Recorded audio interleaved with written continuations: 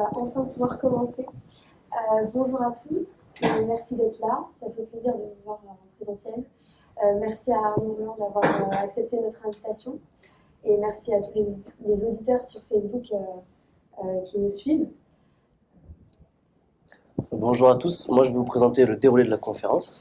Donc d'abord nous allons laisser Monsieur Roland se présenter brièvement. Ensuite nous échangerons sur son parcours à Schema, parce que c'est un ancien étudiant de Schema. Ensuite nous parlerons de votre parcours professionnel, de ce que vous faites aujourd'hui.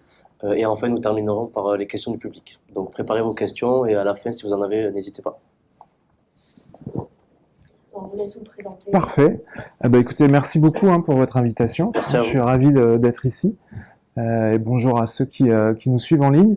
Moi, je suis Arnaud Roland, donc j'ai 50 ans. Et je suis diplômé de Schema de 94. Donc à l'époque où certainement vous n'étiez pas nés, vous toutes et vous tous. Donc moi, j'étais sur le campus de Nice-Sophia Antipolis. Et pourquoi j'avais fait ce choix à l'époque? J'aurais pu rester à Lille, puisque je venais en fait de Lille. À l'époque, mes parents habitaient à Lille. En fait, je voulais moi faire un échange à l'étranger, plutôt en Allemagne ou en Autriche. Et seul le campus de Sofia proposait cette possibilité. Donc c'est ce que j'ai fait. Et j'ai pu en plus profiter du superbe environnement Nice. Enfin, je pense que vous connaissez tous et toutes la Côte d'Azur. C'est pas désagréable quand on est étudiant.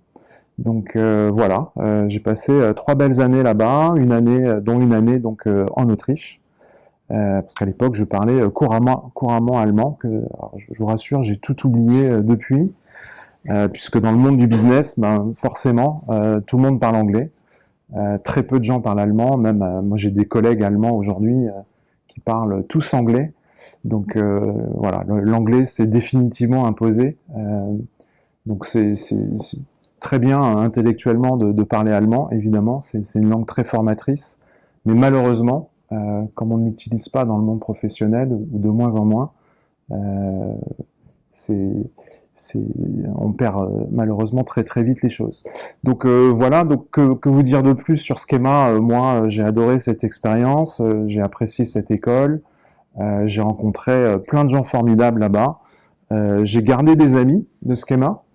Donc j'ai des amis de presque 30 ans qui étaient donc étudiants avec moi. J'en ai suivi certains par la suite via des réseaux. J'en croise de temps en temps certains dans quelques cercles professionnels. Voilà, ils ont tous fait de belles carrières. Ils sont tous très épanouis dans ce qu'ils font. Et puis ce qui est appréciable dans une école de commerce, et vous le savez, c'est franchement la diversité des possibles. Quand vous sortez de ce type d'école, vous pouvez effectivement tout imaginer, rester en France, partir à l'étranger, travailler dans les secteurs qui vous plaisent, pourquoi pas se lancer dans l'entrepreneuriat également. Je sais que de plus en plus de jeunes font ça. Moi, à mon époque, pas trop.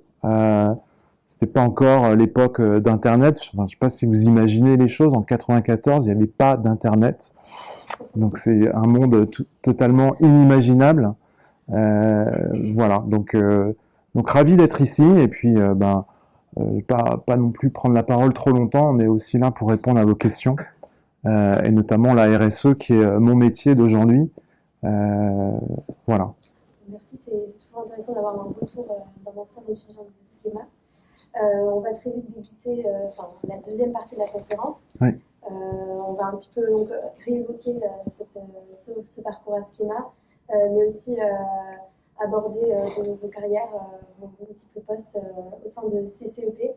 Donc CCEP, c'est Coca-Cola Euro-Pacific Partners. Et donc c'est une, enfin dites-moi si je me trompe, c'est une firme multinationale britannique d'embouteillage, donc qui se charge d'embouteiller le Coca, et qui se charge donc de la commercialisation et de la production de multiples boissons comme Coca. Voilà. Je laisse poser la première question. Est-ce que vous aviez peut-être à Schema une spécialité en master ou quelque chose? Alors, pour être honnête, j'en avais une, mais je m'en souviens plus. Ça peut arriver. Je crois que j'avais pris la spécialité finance, que j'ai pas du tout fait par la suite. Voilà, mais c'est pas très important. Ça n'aurait rien à voir avec votre projet après professionnel? Pas du tout. Okay. Donc peu importe ce qu'on choisit. pourra faire ça. Non, après, bah, on pourra en parler si vous voulez, hein. Ce qui compte, le diplôme, en fait, vous lance dans la vie professionnelle, et puis après, c'est votre personnalité qui fait la différence, quoi. Peu importe que vous ayez fait marketing, finance ou autre, c'est vos affinités personnelles, c'est les entreprises que vous rencontrez, c'est le réseau que vous construisez. C'est ça qui, petit à petit, vous emmène sur la voie où vous allez vraiment vous épanouir. Donc, et après, tout au long de la vie professionnelle, on apprend. Moi, j'aurais jamais pensé travailler en RSE un jour, on en reparlera. Moi, je suis tombé dans la RSE vraiment par hasard. Euh, et donc, voilà, tout est possible. Tout est possible, c'est vos envies, votre motivation, vos rencontres. C'est ça qui va construire tout votre parcours. Et aujourd'hui, vous le savez, hein, on rentre plus dans une boîte à 23 ans et on en sort à 64, 65 ou 67 en fonction des réformes de retraite.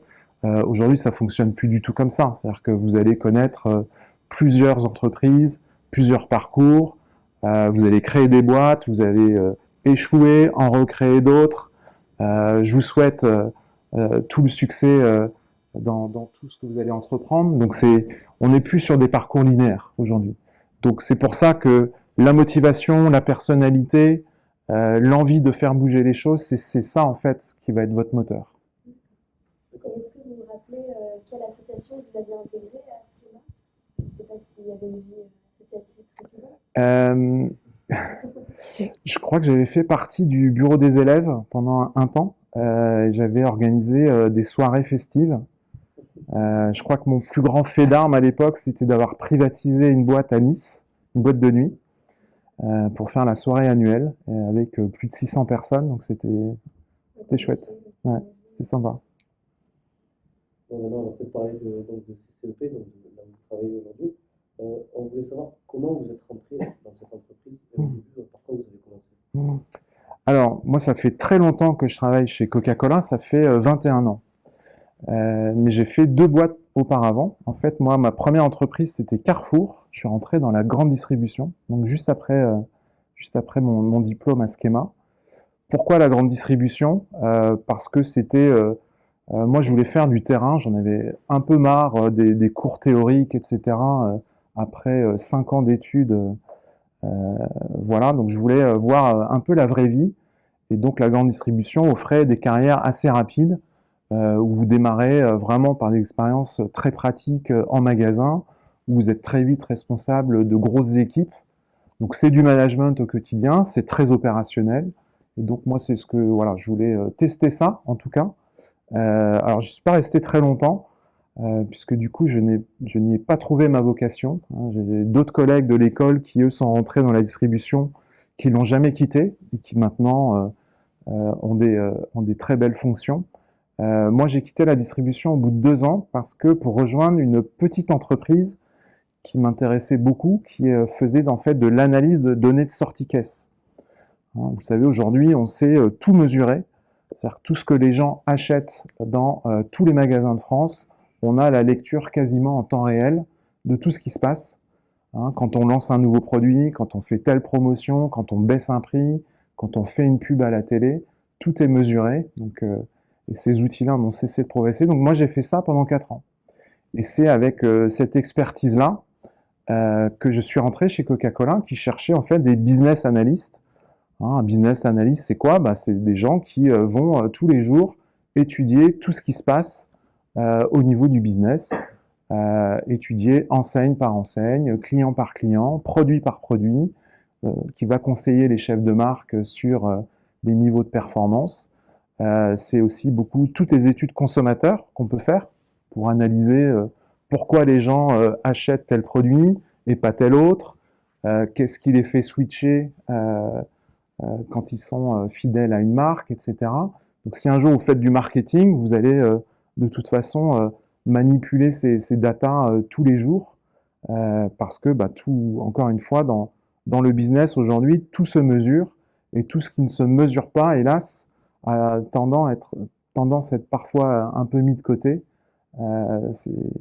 On dit souvent, les gens dans les entreprises passent leur temps à faire des slides. Malheureusement, c'est pas une légende. Les gens font effectivement des slides toute la journée, avec des chiffres clés, avec des reportings, avec des scorecards, avec des business plans, etc., etc. Et donc, qu'est-ce qu'est une carrière chez CCEP? Quelle perspective de carrière on peut s'attendre? Est-ce qu'il y a des avantages, des contraintes aussi à travailler pour cette boîte-là? Ben, alors moi, Coca-Cola, je connaissais pas, hein, je venais pas du tout de cet univers-là. Pour autant, ben, effectivement, ça m'intéressait. On a tous l'image de Coca-Cola, oh là là, la grande multinationale, la boîte américaine, etc. Et en fait, j'ai découvert une entreprise très humaine. Les gens qui travaillent pour Coca-Cola en France, ils sont tous français. Ils parlent tous français. On n'a pas de patron américain, etc. On se vit vraiment comme une boîte française implantée en France, et ce qui est effectivement le cas. Donc moi, j'ai découvert cet univers-là avec, en plus, les boîtes à culture américaine donnent vraiment la chance aux gens. C'est-à-dire que vous rentrez pas dans une pyramide extrêmement hiérarchisée. Tous les matins, vous croisez votre président, il est habillé comme vous, tout le monde se tutoie et les contacts sont très naturels, très simples. Donc on est loin de l'image de la direction générale au dernier étage et les équipes qui travaillent en dessous. Ça se fait de manière beaucoup plus fluide et en proximité. Donc moi j'adore, j'aime beaucoup. Je connais aussi beaucoup de gens qui travaillent dans des grands groupes français où la culture est vraiment différente pour le coup. Hein, beaucoup plus hiérarchique, beaucoup plus normée, beaucoup plus codée. Dans les boîtes américaines, et c'est le cas de tous ceux que je connais qui travaillent dans les boîtes américaines, c'est beaucoup plus euh, voilà, c'est beaucoup plus simple en fait dans les relations. Alors, ça ne veut pas dire que c'est facile pour autant, hein, c'est aussi exigeant que n'importe quelle autre entreprise, mais simplement, c'est chacun a sa chance, chacun peut porter ses projets, apporter ses idées, il ne faut pas avoir peur, et surtout pas se dire je vais me mettre à un endroit, c'est pas parce que qu'on travaille dans une grosse boîte qu'on peut pas faire bouger les choses. Et ça, c'est un message très important. Où que vous soyez, quelle que soit la fonction, dès lors que vous avez des bonnes idées, dès lors que vous avez envie de les porter, il ne faut pas hésiter à le faire. D'accord. Et justement, nous voulions savoir pourquoi la RSE, parce que, comme vous le disiez, vous n'étiez pas forcément prédestiné à ce domaine. Tout à fait. Et donc, Ouais. pourquoi vous vous êtes lancé dans Ouais. la RSE? Alors, donc moi, je suis entré chez Coke, donc dans la partie business analyst, consumer insight, etc. Donc, j'ai fait 5 ans un métier d'études en support des équipes commerciales. Ensuite, ça m'intéressait de voir comment ça se passait dans les box de négociation. Donc, j'ai fait aussi ce métier-là juste après. Donc, j'ai fait de la négociation avec la grande distribution. Donc, je travaillais avec des enseignes comme Monoprix, comme Auchan, etc. Euh, et puis, au bout de 8 ans, sur la partie business vraiment très opérationnelle, j'ai dit à mes patrons, mais écoutez, je commence un peu à m'ennuyer là. J'ai l'impression que c'est un peu toujours la même chose. Donc, j'ai envie de faire autre chose. Euh, et mes patrons ont dit, bah, tiens Arnaud, on a peut-être un truc pour toi qui peut t'intéresser. Comme en plus tu connais bien l'entreprise, tu connais bien les clients, tu parles bien anglais, on a un truc qui s'appelle développement durable. Est-ce que ça peut t'intéresser? Et donc là, moi je ne connaissais pas du tout ce domaine-là. C'était vraiment d'autres équipes, une autre direction au sein de l'entreprise. J'ai dit pourquoi pas, banco. Ça en plus ça correspondait un peu aux valeurs personnelles que j'avais envie de porter. Je me dis c'est peut-être le moment de se lancer là-dedans. Hein, on commençait à l'époque à parler un peu de changement climatique, de pollution, des déchets, de biodiversité. Alors beaucoup moins qu'aujourd'hui, hein, parce que c'était il y a 13 ans maintenant. Euh, mais en tout cas, moi j'ai pris ce virage-là au début, quand ça commençait en fait à se structurer. Et donc là, en France, il n'y a pas grand monde en fait pour me conseiller sur ce job-là. Donc je suis allé plutôt à l'étranger, auprès de nos équipes corporate qui sont basées à Londres et aussi aux États-Unis, pour mieux comprendre la vision stratégique et surtout prendre cette vision, la stratégie et voir l'a transformé en plan d'action pour la France. Voilà. Donc j'ai eu cette chance en fait de rentrer dans les métiers de la RSE vraiment au tout début et de voir surtout toute l'évolution qu'on constate aujourd'hui. Je me souviens à l'époque, donc je quittais la direction commerciale pour rentrer dans une nouvelle direction. D'un seul coup, il n'y avait plus personne autour de moi, il n'y avait plus de gens qui jouaient au baby-foot, il n'y avait plus de gens qui s'énervaient ou voilà. C'était tout calme, le téléphone ne sonnait plus. Je me dis, mais où est-ce que j'ai atterri, quoi. Et aujourd'hui, ça a complètement changé. Maintenant, les équipes commerciales tapent à ma porte en disant mon client me demande tel truc, etc. Donc, je suis voilà, revenu dans l'effervescence des équipes opérationnelles parce que maintenant, la RSE est devenue un impératif, un incontournable et tout le monde en a besoin au quotidien. Et alors, quelle est la journée type, s'il y en a une, en tant que directeur RSE de CCP? Alors, moi, j'ai la chance, avec ma fibre commerciale, de jamais avoir quitté le monde des clients. Hein, ce qui fait vivre une entreprise, c'est d'abord ses clients. Donc, le client, c'est stratégique. Donc, tout le monde est mobilisé dans une entreprise pour satisfaire le client, pour le comprendre ses attentes, etc. Et donc, moi, j'ai la chance aujourd'hui de faire beaucoup de rendez-vous avec nos clients. Hein, ce matin, j'étais encore avec un client. Demain, pareil. Même demain, j'en vois deux. Donc, je suis impliqué totalement dans toutes les discussions avec les clients. Donc, il peut y avoir de temps en temps des gens du marketing, des gens du commercial, etc. Donc, je passe beaucoup de temps, au moins la moitié de mon temps, sur des rendez-vous clients, que ce soit chez nous ou chez eux, ou par visio, hein, malheureusement. Aujourd'hui, c'est un peu aussi comme ça que ça marche. Je passe aussi beaucoup de temps à l'extérieur de l'entreprise pour porter la bonne parole, entre guillemets, en tout cas pour témoigner de ce que nous, Coca-Cola, on fait en termes de RSE.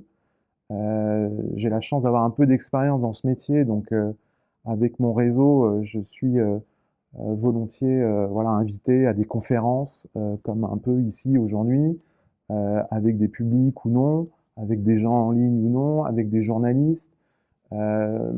Cette semaine, j'ai fait aussi une conférence de presse. On avait deux annonces en fait à faire aux médias, hein, sur les sujets RSE. Donc c'est être en contact permanent avec le monde externe, donc le business, les clients, mais aussi la société dans son ensemble, les médias, évidemment, partie prenante très importante pour une entreprise comme nous, mais aussi voilà, des gens, je fais des conférences avec des étudiants. Dès que je peux, j'essaye aussi d'intervenir dans les écoles, les universités. Hein, je collabore un peu avec Paris 1 Sorbonne sur un master justement avec des contenus RSE. Voilà, donc c'est très divers et varié. La RSE, on en parlera après, c'est à la fois une stratégie, des plans d'action, mais c'est aussi énormément de communication.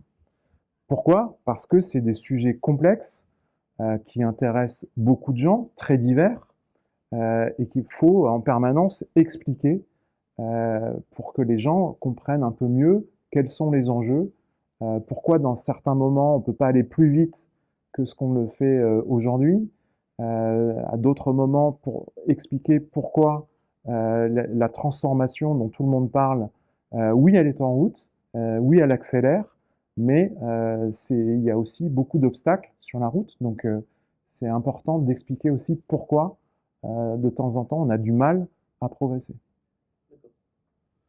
Et est-ce que vous pouvez peut-être nous citer des missions qui ont été importantes pour vous, ou des réalisations dont vous êtes fier en tant que directeur RSE donc, chez Coca? Alors, moi, je suis fier de beaucoup de choses. J'ai créé, il y a presque 10 ans, un centre pour les visiteurs externes dans une de nos usines qui est basée en Bourgogne, en France, qui recycle les bouteilles plastiques. Et ça, c'était un projet très important pour nous, parce que qui dit Coca-Cola dit attaque sur le plastique, pollution des océans, etc. Donc ça, c'est un peu la perception, hein, notamment relayée par les réseaux sociaux. Donc il fallait agir fortement et de manière très visible sur le sujet, et montrer aux gens que on produit pas du plastique juste pour se faire plaisir, on produit du plastique pour des raisons très précises et que on traite de manière responsable quand on utilise des bouteilles plastiques. Et donc, je suis rentré dans l'économie circulaire, j'ai créé ce centre, j'ai recruté une personne qui s'occupe à temps plein de recevoir des visiteurs, qui peuvent être des municipalités, d'autres entreprises, des étudiants comme vous, des journalistes, etc. On a fait énormément d'événements avec ce centre, avec une chose très simple, c'est de dire, plutôt que de nous critiquer, plutôt que de nous attaquer sur les réseaux sociaux, venez nous voir, venez visiter nos usines, venez voir ce qu'on fait. Et là, vous allez comprendre pourquoi de temps en temps vous avez l'impression que ça avance pas alors que des choses concrètes se passent. Donc il n'y a rien de mieux, et on y reviendra peut-être, quand on fait de la RSE, oui, il y a des engagements, oui, on signe ce qu'on appelle des pledges sur le climat, sur le plastique, sur tout ce que vous voulez, mais il n'y a rien de mieux que d'emmener les gens sur le terrain, leur ouvrir les portes et leur montrer ce qu'on fait. Est-ce que vous avez de futurs projets? Est-ce que vous comptez peut-être changer de poste? Alors, je pense que quand on est tombé en RSE, c'est compliqué de revenir dans la partie business opérationnel. Donc moi, je ne me vois pas revenir dans des métiers très opérationnels, très orientés court terme. Moi, ce qui m'intéresse, c'est à la fois de porter une vision et surtout de porter des projets qui vont transformer l'entreprise pour l'emmener dans la bonne direction. Donc, et très honnêtement, il y a énormément de travail à faire encore. On en a pour des années, hein, la transition écologique, que ce soit sur l'énergie, sur les matériaux, sur le transport, sur l'industrie, ça va encore prendre quelques années. Et donc, on a besoin de plus en plus d'ailleurs de talents hein, dans tous ces métiers-là, justement pour mener à bien cette transformation. Et vous, qui êtes bientôt jeunes diplômés, j'espère que certains d'entre vous ont cette flamme, ont cette envie d'aller rentrer dans les grosses boîtes, dans les entreprises, pour changer les choses. Hein, moi, je suis beaucoup au contact de jeunes qui se lancent dans les startups. Hein, donc des startups sur l'économie circulaire, des startups sur l'anti-gaspillage, etc. Il y a énormément d'exemples et de plus en plus. Et d'ailleurs, il y a beaucoup de ces startups qu'on soutient aujourd'hui. Donc oui, je pense que c'est un mouvement qui s'arrêtera pas. Et, et c'est vraiment un impératif aujourd'hui d'accélérer cette transition. Très bien. Oui, parce que je voulais vous poser une question sur l'engouement autour de la RSE en ce moment. Ouais. Et si vous aviez un message à délivrer aux étudiants, mais je pense que c'est fait. Mm. On voulait aussi vous demander... Alors, un autre message très important, parce qu'on se dit souvent, je suis jeune, j'ai 20 ans, j'ai envie de changer le monde. Et je me dis, c'est pas en rentrant chez Total, chez L'Oréal ou chez Nestlé que je vais changer le monde. Ben, si, au contraire. C'est en rentrant dans ces gros systèmes économiques, c'est là où vous allez avoir un des moyens toute la formation professionnelle pour porter des projets, comme vous le feriez pour développer un business. Et c'est là où vous allez avoir une vraie influence et un vrai impact. Moi, j'ai souvent vu aussi des jeunes qui se sont lancés dans des startups, des micro-trucs, et qui, au bout d'un moment, se disent, bah, ok, ce que je fais, c'est bien, mais j'ai pas beaucoup d'impact. Hein. Donc, réfléchissez aussi à ça. C'est important. On a besoin de talents dans les grandes entreprises, dans tous les métiers, justement pour porter ce changement. Et c'est pas vrai que Total veut pas changer. Total est obligé de changer. C'est pas vrai que Coca-Cola veut pas changer. Coca-Cola est en train de changer. Et donc, moi, je dis souvent, ok, faire la petite start-up, c'est très bien, mais pensez aussi aux entreprises classiques, entre guillemets, parce que c'est là où les choses se passent. Et donc, en parlant de changement, est-ce que ce changement, des fois, il n'est pas difficile à mettre en place? On pense par exemple à Nicolas Hulot qui a quitté le gouvernement parce qu'il parlait peut-être des lobbies, qu'il y avait des blocages, etc. Ouais. Et est-ce que vous, ça peut vous arriver quand vous êtes face à un projet qui ait des obstacles, justement, chez Coca? Alors, bien sûr, quoi que vous fassiez, vous allez rencontrer des obstacles. Et surtout quand on explique aux gens que tout ce qu'ils ont fait aujourd'hui depuis 20, 30 ou 40 ans, bah, il faut faire différemment. Et puis, il faut aller très vite pour se transformer. Donc, les gens, naturellement, n'aiment pas le changement. Hein. Pourquoi je ferais différemment? En plus, quand vous avez des résultats, pourquoi je changerais et me lancer dans des trucs que je maîtrise pas, qui sont un peu inconnus? Euh, donc, le changement vous oblige à être extrêmement professionnel dans tous les projets que vous portez. Quand vous êtes devant un comité de direction avec un projet de transformation qui va changer les process, qui va changer la façon de faire, vous avez intérêt à être super carré sur les chiffres que vous avancez, comment vous les justifiez, la solidité des sources que vous utilisez. Donc ça vous oblige à être encore meilleur que quelqu'un qui vient présenter un business plan classique. Parce que en plus, il faut expliquer que il faut changer dans telle direction et que ça va marcher et que c'est juste un impératif. Donc c'est pour ça qu'on a besoin de gens qui portent les sujets RSE dans les directions financières.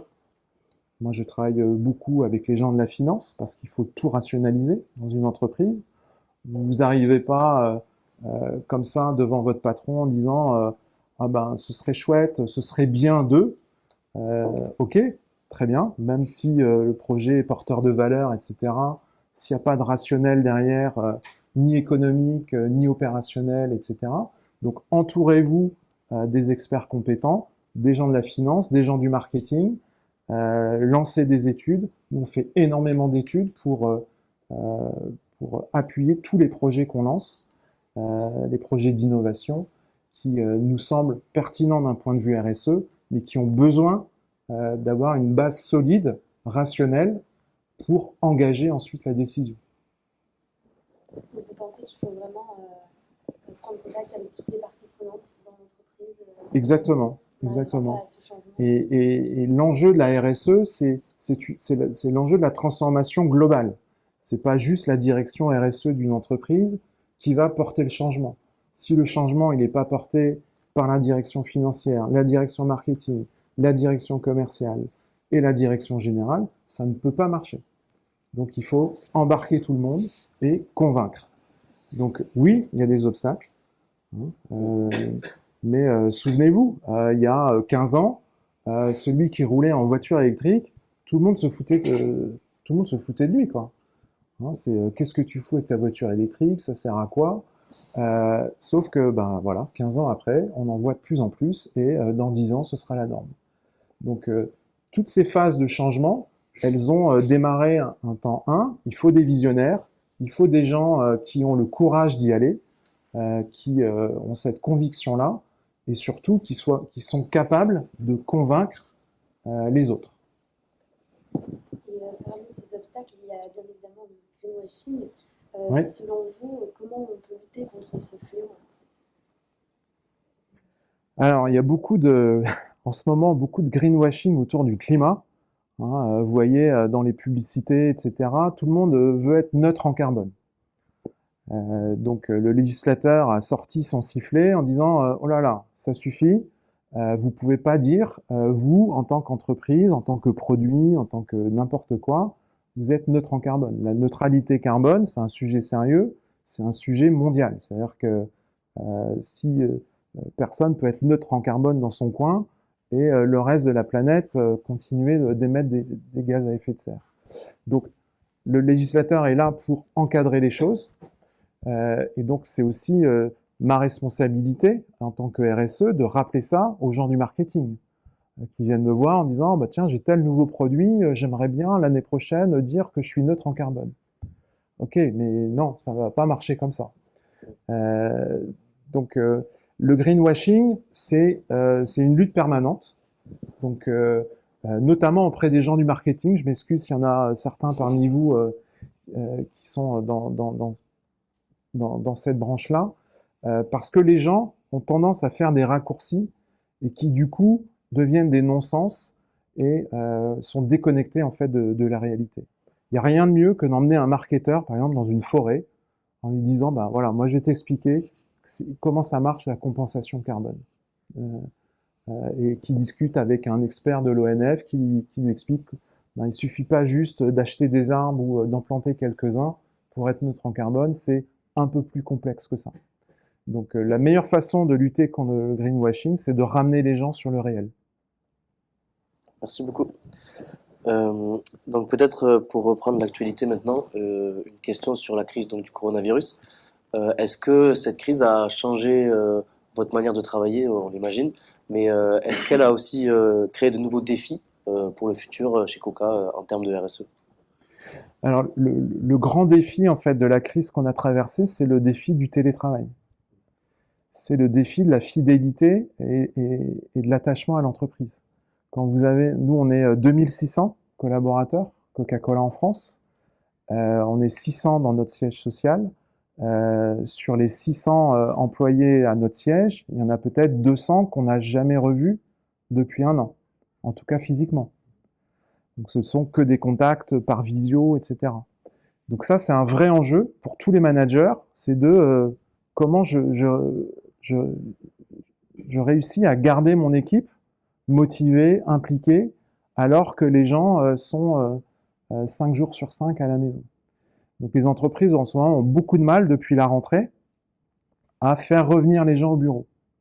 Donc pour les employés les plus engagés, eux, il n'y a pas de souci, ils sont là et ils font l'effort.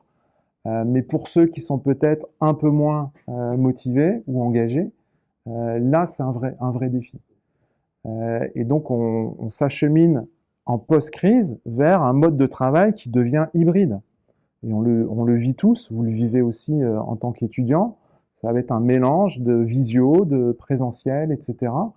Donc c'est un défi managérial en fait. C'est comment on embarque toute l'entreprise avec des gens qu'on ne voit plus physiquement, en tout cas moins souvent, beaucoup moins souvent qu'avant. Comment on les garde motivés, comment on fait vivre cet esprit d'entreprise où tout le monde se sent à bord, concerné, et où tout le monde avance dans la même direction. On parle beaucoup de monde post-Covid. Est-ce que vous pensez que, par exemple, les innovations technologiques nous permettront de relever les défis écologiques à long terme, peut-être? C'est une très lourde question que vous posez. L'enjeu, il est de taille parce qu'on a beaucoup trop tardé à agir. Et on tarde encore à agir, notamment, je pense, au changement climatique.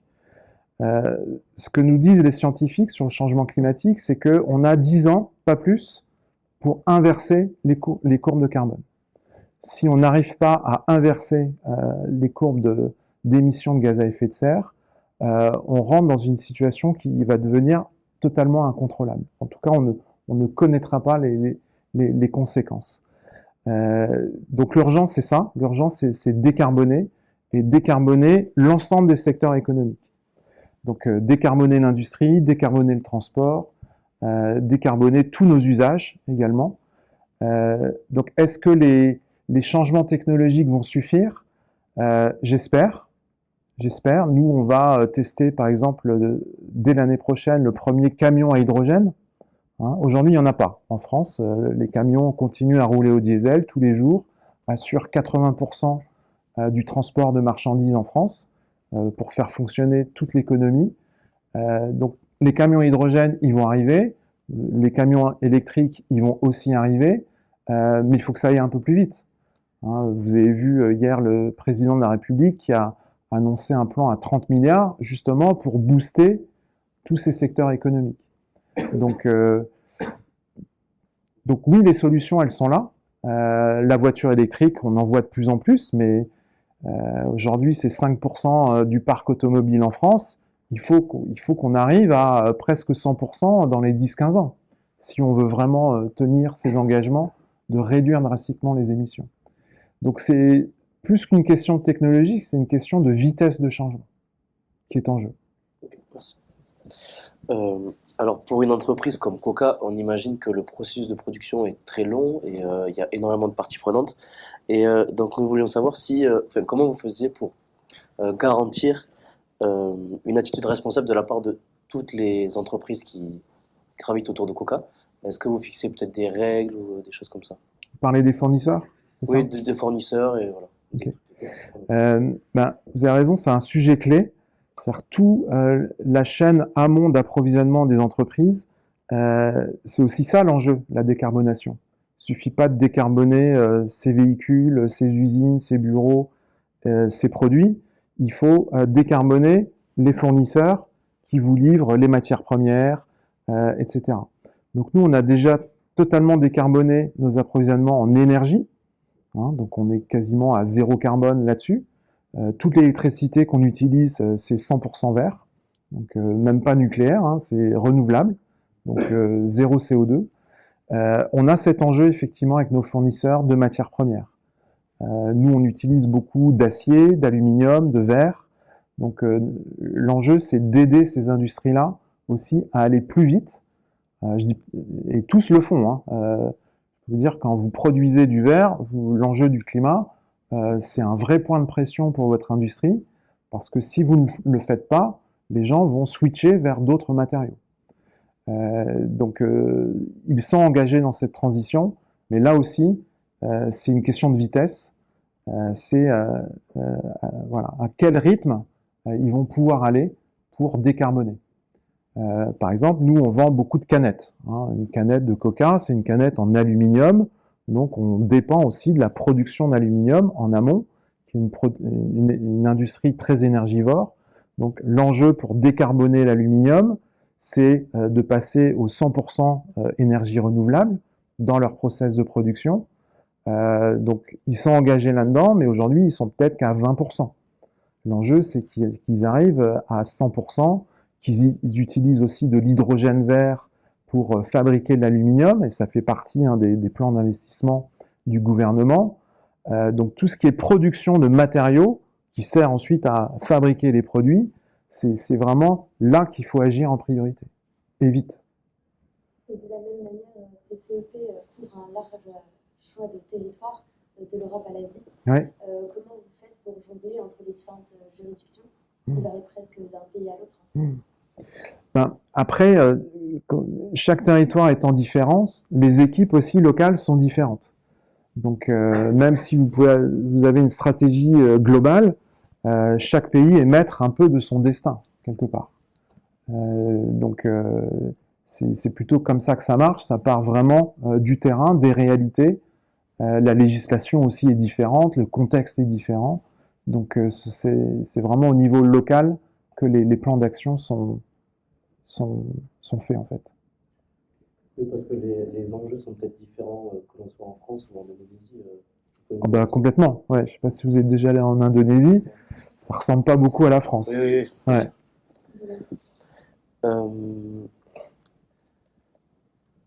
Est-ce que vous pensez que la performance RSE sert, ou plutôt dessert la performance économique chez Coca, ou en général d'ailleurs, ou les deux peuvent très bien être liés et ne pas se desservir? Alors, fort heureusement, les études démontrent le contraire. Les entreprises les plus performantes en RSE sont ce qu'on appelle notées sur les critères ESG. ESG, c'est Environment, Social and Governance, qui sert de baromètre pour tous les investisseurs, pour le monde de la finance. Donc, les gens qui aujourd'hui investissent dans les entreprises regardent de plus en plus la notation des entreprises dans lesquelles ils injectent de l'argent sur les critères ESG. Et nous, on le ressent très fortement, on nous pose de plus en plus de questions sur la solidité sur chacun des critères. Donc derrière, vous avez des scorecards avec des indicateurs précis que vous publiez chaque année. Et c'est ça qui rentre en fait dans la notation de votre entreprise et qui fait partie de sa valeur globale. Donc les entreprises les mieux notées sur les critères ESG sont aussi celles qui ont les meilleures performances sur les marchés financiers. Et vous le voyez aussi dans votre quotidien, de plus en plus les fonds ISR, les fonds d'investissement responsables se développer et qui vous offrent aussi des performances en termes simplement de retour sur investissement parmi les plus intéressants aujourd'hui. On va peut-être passer au Fast and Curious.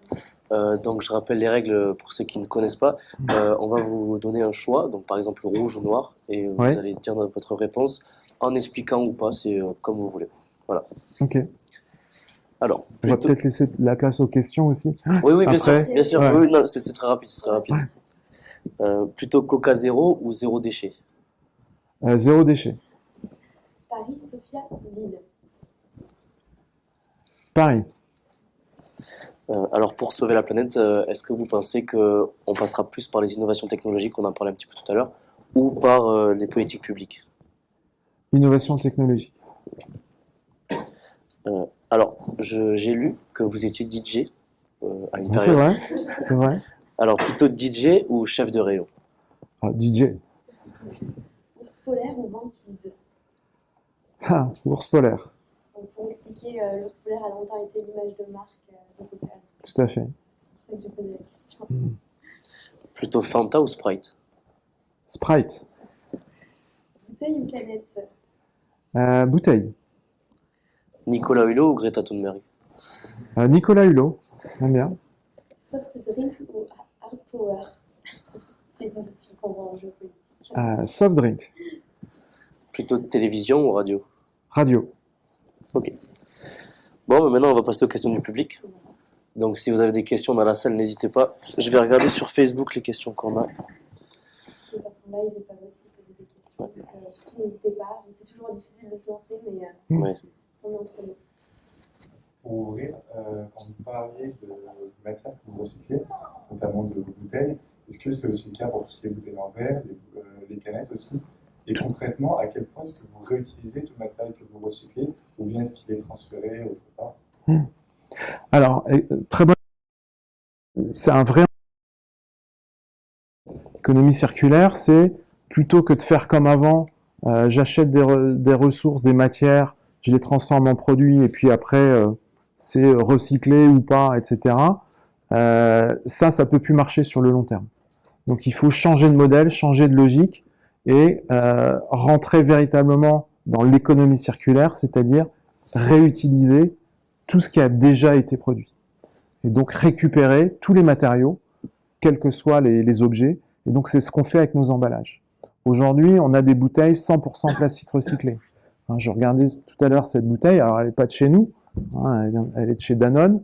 Ça vient de sortir. Ils commencent aussi à faire des bouteilles 100% recyclées. Et c'est ça en fait la clé demain contre l'épuisement des ressources naturelles. Quand vous recyclez en fait 100% cette bouteille en plastique, déjà vous n'achetez plus de pétrole pour fabriquer le plastique, puisque vous réutilisez ce qui a déjà été produit. Vous baissez 70% l'empreinte carbone, vous limitez aussi bien sûr les déchets, et donc c'est ça qui est en jeu aujourd'hui pour le business, c'est de décorréler ces croissances de l'utilisation de matière et de rentrer dans la boucle parfaite, réutiliser le plastique, réutiliser le verre, réutiliser l'aluminium. Au fond là-bas. Alors moi, je trouve qu'on a beaucoup parlé du côté écologique, environnemental et écologique de la RSE, mais en général, je trouve qu'on exclut un peu le focus social. Oui. Est-ce que vous pouvez me dire comment vous faites pour intégrer cet aspect dans votre politique? Alors, vous avez raison. Souvent, la RSE dévie très vite sur les enjeux environnementaux. Pourquoi? Pour une raison simple, c'est que c'est là où c'est le plus urgent. Alors, je dis pas que le côté social n'est pas urgent, loin de là, mais c'est là où les points de pression sur les entreprises sont les plus forts, en tout cas, plutôt pour le dire comme ça. Mais dans les ESG, il y a bien le S de social qui est extrêmement important. Et dans le S de ESG, vous avez les deux piles en fait en termes d'action. Vous avez le social pour vos employés. Être exemplaire au niveau sociétal, ça commence déjà par être exemplaire en interne, chez vous, donc d'un point de vue RH. Donc comment vous traitez les gens, comment vous luttez contre les discriminations dans l'entreprise. Je pense notamment au handicap, aux personnes LGBT, etc., qui sont des sujets qui montent de plus en plus, surtout dans des entreprises où vous avez beaucoup d'employés. Donc vous retrouvez en fait dans l'entreprise toute la diversité de la société. Donc tous ces sujets de diversité, inclusion sont de plus en plus importants et donc nous aussi on les travaille avec des engagements pour voilà, être beaucoup plus inclusif. Et le deuxième pilier du S de SG, c'est tout ce que vous faites pour l'externe. Hein, comment vous vous inscrivez en tant qu'entreprise citoyenne. Ok, vous êtes un gros business, vous gagnez de l'argent. Comment vous participez, vous aussi, à la vie de la société. Nous, on a choisi en France plutôt d'aider les jeunes défavorisés parce que c'est une cible qui est très naturelle pour nous. Donc, on soutient des associations qui, à leur tour, viennent en aide à ces jeunes pour qu'ils s'insèrent mieux dans la société, qu'ils aient plus de chances pour trouver un emploi, etc., etc. Mais oui, vous avez raison, c'est aussi important. Alors, au vu de votre poste que vous avez vu en fonction de votre carrière, est-ce que vous êtes plutôt confiant quant à l'avenir sur la question environnementale? Sur le climat, on est tous inquiets. Il ne faut pas se voiler la face. Tout le monde voit bien maintenant les conséquences que le dérèglement climatique entraîne. Donc je ne suis pas inquiet, mais je suis dans l'urgence. Hein, c'est ce que j'ai dit tout à l'heure. Je pense qu'on peut y arriver, mais il ne faut pas traîner. Et il ne faut pas attendre 5 ans, même pas 1 an. C'est maintenant qu'il faut y aller. Donc c'est à fond dans l'économie circulaire, à fond dans la décarbonation des outils industriels, à fond aussi dans l'engagement des gens, quoi. Donc ce que nous dit la science n'est pas très rassurant aujourd'hui. Donc encore une fois, c'est une question de vitesse. Au niveau du recyclage, vous avez parlé du recyclage du plastique, Ouais. mais le verre il est presque recyclable à l'infini. Ouais. Est-ce que vous pensez que ce serait possible de réinstaurer le système de consigne qui prévalait avant? Alors, nous, on est pour. On milite pour la réinstallation de la consigne en France pour tous les matériaux, à la fois le plastique, les canettes en aluminium et aussi les bouteilles en verre. Donc, vous avez raison. La difficulté, hein, vous parliez de frein tout à l'heure, c'est que un système de consigne, on ne peut pas le faire nous tout seuls. C'est d'énormes moyens d'investissement à mettre en œuvre pour que ça arrive. Donc on a besoin en fait que ce soit la règle du jeu au niveau national et que donc tous les acteurs soient d'accord pour faire ça. Alors aujourd'hui, une bonne partie le sont, mais c'est aussi un enjeu politique avec le gouvernement, avec les municipalités, pour faire évoluer notre système actuel, où, comme vous, les gens trient, pour passer à un autre système, qui est celui de la consigne, où les gens participeront financièrement au fait de pouvoir rapporter les emballages qui deviendront ensuite de nouveaux matériaux. Donc oui, on est pour, et on discute, je peux vous dire, avec beaucoup de gens sur ces sujets. Vous parliez des coûts, justement, et Ouais. on a une question de Flore sur Facebook qui nous dit: pensez-vous que la RSE a un coût économique qui n'est pas à la portée de toutes les entreprises? Alors, de temps en temps, oui. De temps en temps, c'est vrai. Aujourd'hui, par exemple, quand vous achetez des matériaux recyclés, ça vous coûte souvent plus cher que d'acheter des matériaux neufs, ce qui est un non-sens écologique, puisqu'on a tous intérêt, au contraire, à utiliser du recyclé. Donc les grandes entreprises peuvent se le permettre parce que pour elles, c'est un investissement nécessaire et qu'elles doivent entraîner le marché dans cette direction. Mais de temps en temps, oui, ça coûte malheureusement plus cher. L'équation économique ne se fait pas bien. Donc souvent, ce qui est utile de rappeler quand une entreprise s'engage en RSE, c'est que vous allez avoir à la fois des économies, mais aussi des surcoûts. Et tout l'enjeu, c'est d'arriver à équilibrer les deux pour ne pas mettre en danger votre entreprise. Comment vous faites des économies en faisant de la RSE? Quand vous consommez moins d'énergie, votre facture de gaz, de pétrole, à la fin, elle est plus basse. Exactement comme si vous, demain, vous baissez votre chauffage, vous isolez votre logement, vous allez faire des économies d'énergie que vous allez peut-être pouvoir réinjecter, par exemple, pour acheter des panneaux solaires à mettre sur votre toit. Donc les entreprises raisonnent aussi comme ça. Donc toutes les démarches d'efficacité énergétique, au bout du bout, ce sont des économies financières que vous pouvez réinvestir sur les projets qui aujourd'hui vous coûtent de l'argent, mais c'est aussi des paris sur le moyen long terme, en disant si je change maintenant, si j'investis maintenant, je serai gagnant à la fin. Typiquement, la question du prix a longtemps été un frein au développement de la voiture électrique. Mais aujourd'hui, le marché est en train de s'inverser. C'est-à-dire que ça va devenir plus intéressant pour les gens d'acheter un véhicule électrique que d'acheter un véhicule diesel. Pourquoi? Parce que si vous achetez une voiture diesel aujourd'hui, vous allez peut-être la garder 4-5 ans. Dans 5 ans, elle ne vaudra plus grand-chose, parce que plus personne ne voudra de diesel, parce que tout le monde sera passé à l'électrique. Et en revanche, votre voiture électrique que vous achetez aujourd'hui, peut-être un peu plus chère, elle aura une valeur de revente bien meilleure. Donc vous voyez comment les choses peuvent basculer assez vite. C'est vrai aussi dans le monde de l'énergie. Aujourd'hui, vous avez davantage intérêt à acheter de l'énergie renouvelable que du charbon ou du pétrole. Hein, vous voyez l'augmentation en ce moment des prix du gaz et des prix du pétrole, ça impacte toute l'économie. Dernière question peut-être. Une question un peu peut-être pas agréable, mais Ouais. en tant que notamment, enfin dans le RSE, est-ce que ça vous arrive chez Coca-Cola, notamment dans la partie sociétale, d'être confronté à des chiffres, notamment sur le type de personnes qui consomment des produits chez Coca-Cola ou chez CCEP, Ouais. qui vous, d'un côté humain, peut-être vous faites parfois remettre en cause peut-être même CCEP de manière générale. Enfin, pour prendre un cas concret, lorsque vous voulez tomber sur des chiffres du type de personnes qui consomment, au niveau ça peut être un peu des gens pour qui c'est une addiction, pour qui ça devient une maladie. C'est vous qui êtes confronté à ça et comment est-ce que vous réagissez, vous raisonnez face à ça? Là, vous parlez plus de l'aspect santé et nutrition, en fait, hein, c'est ça? Oui, ça rentre dans la RSE ou pas du tout? Alors, oui, oui, bah, ça fait partie de la responsabilité de l'entreprise. Hein. Donc, oui, effectivement, oui, c'est un sujet. Souvent, les grandes marques sont accusées de participer un peu à la malnutrition ou à l'obésité, etc. Beaucoup de débats sur la malbouffe, le Coca, McDo, etc. Donc, nous, notre réponse, elle est simple, c'est que depuis plus de 10 ans maintenant, on développe tous nos boissons sans sucre. Aujourd'hui, on dépense autant en marketing sur Coca-Cola sans sucre que sur l'original.